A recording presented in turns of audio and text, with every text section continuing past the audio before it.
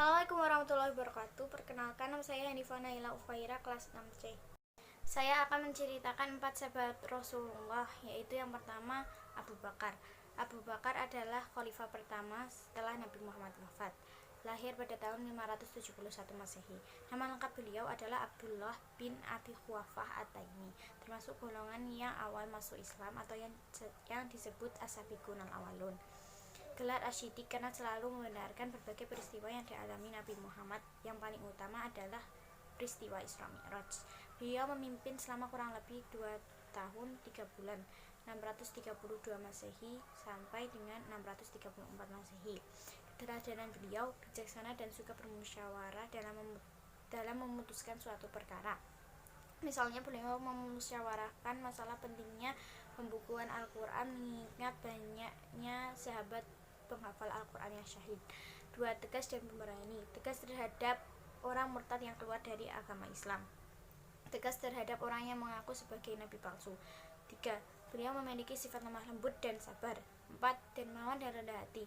Beliau pernah menginfakkan seluruh hartanya untuk perjuangan Islam. Beliau mau membantu memerah susu kambing ketika seorang perempuan warganya memintanya. 5. Sangat memikirkan rakyat. Beliau mendirikan Baitul Mal yang mengatur keuangan negara untuk rakyat. 2. Umar bin Khattab. Umar bin Khattab adalah khalifah kedua setelah Abu Bakar. Nama lengkap beliau adalah Umar bin Khattab bin Abdul Uzza. Memerintah selama 10 tahun 634 Masehi sampai dengan 644 Masehi. Keteladanan beliau yang pertama, cerdas dan suka bermusyawarah, menetapkan tahun Hijriah sebagai tahun baru Islam. 2. Tegas dan pemberani. 3. Sederhana. Beliau tidak mau tinggal di tempat yang mewah meskipun beliau adalah seorang khalifah. Beliau tidak pernah sedikitpun menggunakan fasilitas negara untuk kepentingan pribadi dan keluarga. 4. Sering memikirkan rakyat. Sangat memikirkan rakyat. Sering keluar malam untuk mengetahui keadaan rakyatnya. Beliau sangat menjaga hak-hak rakyatnya. Dalam salah satu kisahnya, Umar mematikan lampu ruang kerjanya saat putranya datang untuk membicarakan masalah keluarga. Menurut beliau, lampu adalah fasilitas negara, jadi hanya boleh digunakan untuk kepentingan negara atau rakyat. 5. Bertanggung jawab terhadap tugasnya sebagai pemimpin. Beliau pernah bersegera memperbaiki jalan yang rusak karena takut dimintai pertanggungjawaban oleh Allah Subhanahu wa Ta'ala. Jangan sampai ada unta yang terjungkal karena jalan yang rusak itu. Yang ketiga, Utsman bin Affan. Utsman bin Affan memerintah selama 12 tahun dari 644 Masehi sampai dengan 656 Masehi.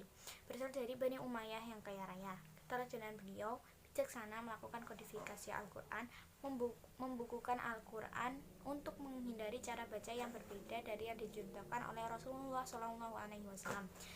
Mushafnya dibuat 4 salinan, yaitu 1 di Madinah disebut Mushaf Imam atau Mushaf Utsmani. Yang lain dikirim ke Suriah, Basrah, dan Kufah. Renovasi masjid, memperluas dan memperindah masjid. 2. Dermawan. Utsman bin Affan sangat kaya. Kekayaannya digunakan untuk kepentingan Islam.